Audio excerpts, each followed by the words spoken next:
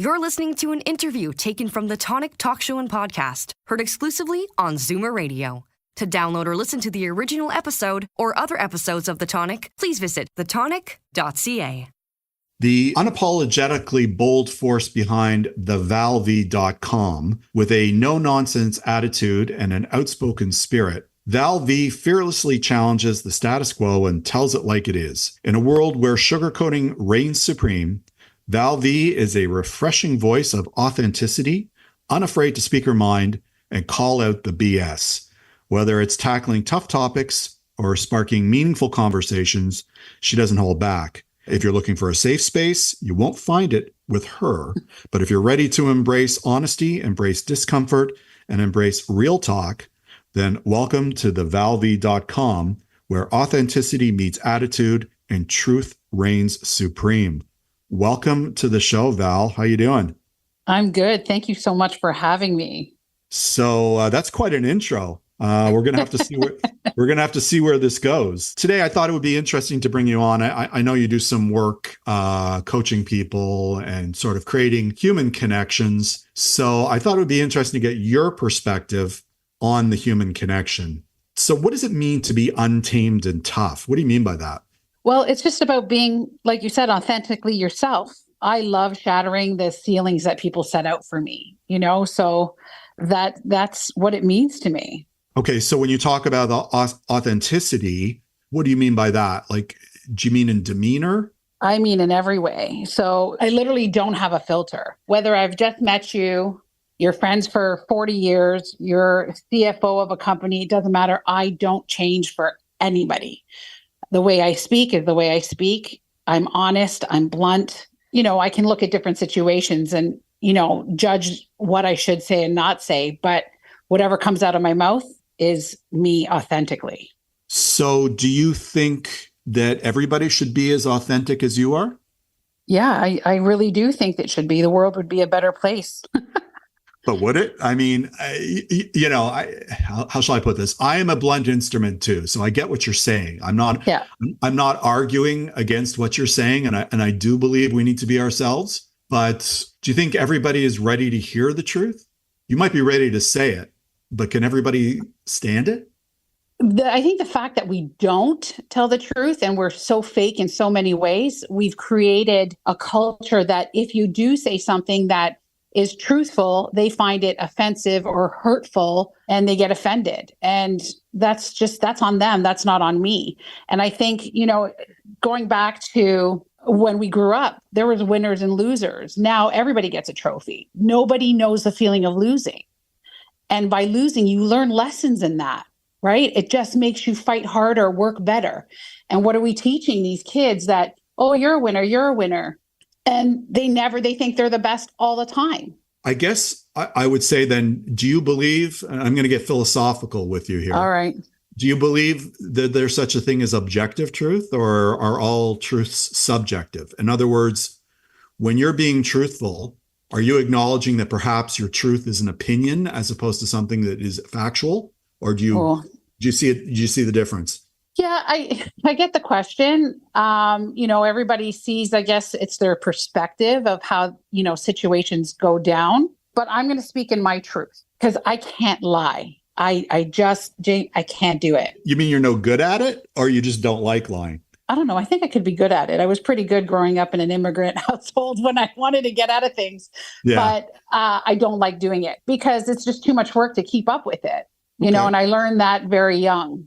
In what ways can we take ownership of our truths? And you just mentioned sort of family drama, right? So, explain. And I presume you're speaking about your own experience. So what methods did you employ that you think are transferable to others in dealing, for example, with family drama? Well, I had a lot of family drama. So, I'm a kid of an immigrant family growing up on Queen Street in Toronto in my dad's restaurant. I had a criminal brother, and I'm a high school dropout. So I hid all that information other than being an immigrant kid, but having a criminal brother, being a high school dropout, and I would hide things and people would be like, oh, you should do this, you should do that, and put yourself out there. But I'm like, but what if they find out? Mm-hmm. Well, my husband turned to me, he said, talk about it, own it. Before they talk about it. So I proudly say I am a high school dropout. I have probably been in every jail in Ontario to visit my brother when he was a bad boy. And I own it because all those experiences made me who I am today. So for people who are listening, what can they do to be more authentic? Is it just taking ownership of who they are and what's happened to them? Own it. Yeah, own it. Be proud of it. Every failure that you go through or every hard time that you go through, you come out stronger on the other side. You've come out better. No matter what, there's always going to be an end, right? And you're not going to be in that moment forever. Even if you're in it right now, you're not going to be in it forever. There's a light at the end of the tunnel, whether you see it or not, but things are constantly changing. So own it and then move forward. And it just makes you better by doing that.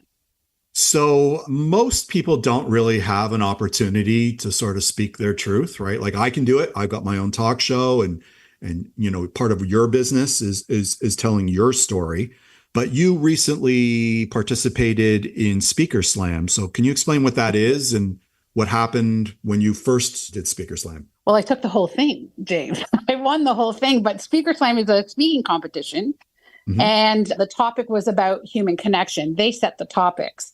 My speech was about my experience during COVID, not being able to wear a mask for a really serious health condition that I had, and the way I was treated for not being able to wear a mask.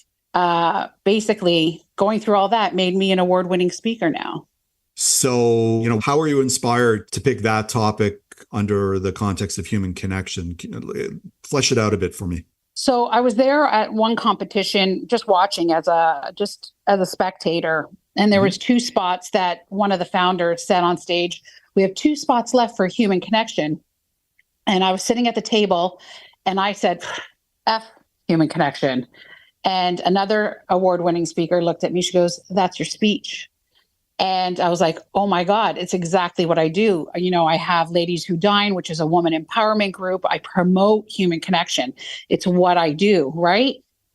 And I came home and I said to my husband, I'm signing up. That was January 30th. I signed up. I wrote my speech 48 hours later. And in March, I was on stage and I won the whole thing. So did you go with F human connection? It was actually called Unfriend Me If, because that was a social media trend during COVID. Yeah. If you had a different opinion from somebody.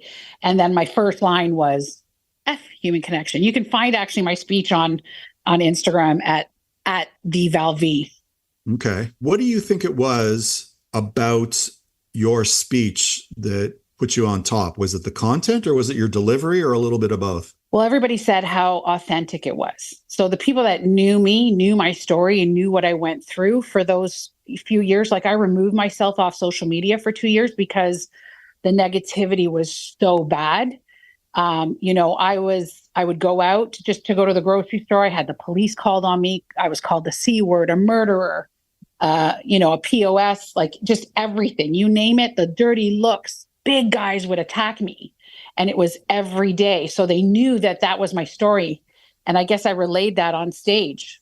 I guess what was your thesis? That social media sort of doesn't create human connection? Or like, what was your take on that? Because you said how human connection was just broken through those 4 years, how people turned on people. No one cared. It was all about COVID. Nobody else had any other problems.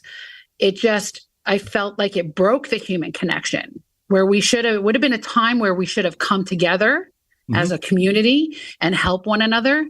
That didn't happen.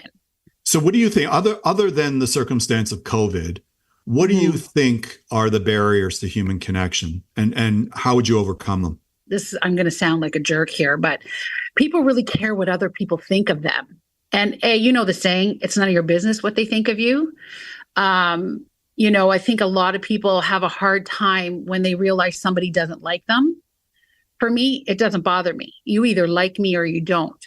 So putting yourself out there and being true is a barrier in itself. But if you can get past that and be your authentic self when you go out, no matter where you are, you'll attract the people that do like you and you'll flourish in that way. So is the simple answer just be yourself, and that will Yes, sort of create the human connection? absolutely. Because I go into a room, like we do networking events, and I go into a room and I am who I am. The stuff that comes out of my mouth, there is no filter.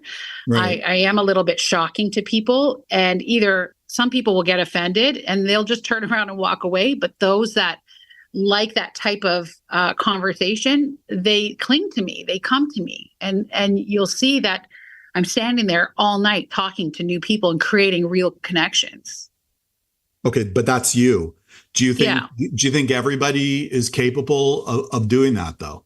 I think everybody's capable of it. You just have to have the balls to do it. You don't believe it's a skill set or a personality trait? Like I'm outspoken too, right? And I'm known to have the gift of gab too. And people are also drawn to what I say. But I also know that not everybody feels comfortable in that role. Some people are, for example, would be terrified at the notion of getting up on stage and being themselves, right? You know, which is a very extreme version of what you're talking about. I don't think you're saying everybody has to get up on stage. No. You're just saying you're saying, you know, you should be doing it in your regular life, right? Right. So like if you're quiet, be quiet. You know, if you're loud, be loud. It's just be yourself, and you'll attract the people. So the people that tend to like a quieter kind of person will be attracted to that. And maybe you guys are too quiet and you won't make human connection or friends, but you do have to put yourself out there to a certain degree. Well, I think you're right to the extent that, you know, if you're yourself and you attract a certain type of person, that relationship will be an honest one and probably a fruitful one, because you're not playing roles with that person, right? You are who you are. You're being accepted for who you are. And therefore, you can relate to somebody on those terms. But that's a big step for a lot of people, right? I think you recognize that. Like, society really doesn't foster that type of behavior or notion, I would say. And I think social media makes it worse. I'm with you. I'm not, everybody who listens to the show knows I am not a fan of social media. I think it's just a big echo chamber for people to hear exactly what they want to hear. Absolutely. Like, look at me. My life is perfect. Look at me. No one's life is perfect, you know, and I just take it for face value. Speaking in terms of your toughness, which I think you've demonstrated in this interview, what do you think defines resilience and growth? Like, so you are who you are, but like, have you grown as a person since having this epiphany? Absolutely, I've grown. I think, you know, there was in one particular example, I had a friendship that I loved being in this friendship. And I would literally walk on eggshells because I just love the idea of this friendship. But no matter how much I changed for that relationship, it ended anyway. It wasn't meant to be, because we weren't each other's people. So I realized I have to just be me, and I'm never going to sacrifice anything about myself for a relationship, a friendship, a business, anything like that. And that's my growth, that I came to that realization. I hear you. And, you know, I'm the type of person who actually, I don't have a ton of friends. I prefer to spend time with those people who appreciate my uniqueness, right? I probably, by most standards, have a smaller group of friends, but I know amongst those people, I've got a true friendship. And I think that's what you're saying. Is that kind of what you're saying? Find the people who understand and are with you, and you're probably going to be better off. Absolutely. Me as well. I don't have a huge friend group. It's very, very small. I can probably count it on one hand. Yep. But it's true friendship. Fantastic. Well, thank you so much for coming on the show to explain that. Yeah. Thank you so much for having me. It was a great time. That was Val V. We have to take a short break, but when we return, we'll discuss the importance of proper hydration on the Tonic.